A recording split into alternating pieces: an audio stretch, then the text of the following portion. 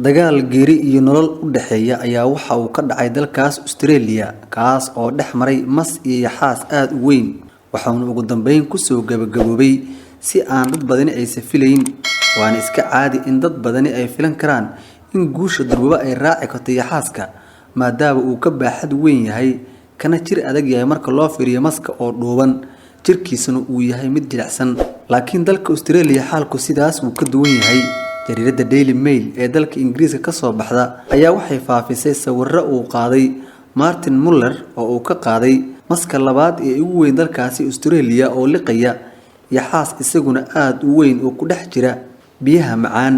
muuqaal aan rumaysan karin oo laga duubay Queensland ee dalka Australia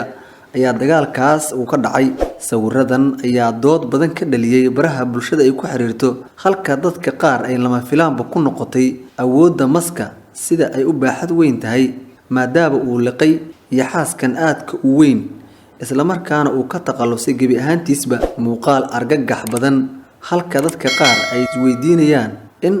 sawir qaaduhu uu naftiisaba khatar geliyay maadaama uu isku biimeeyay inuu sawiro muuqaalkan argagax badan dhaliyay oo dad badan ilaa ay iminka ay la fajaceen marka yaxaaska uu si dhameystiran loo liqayo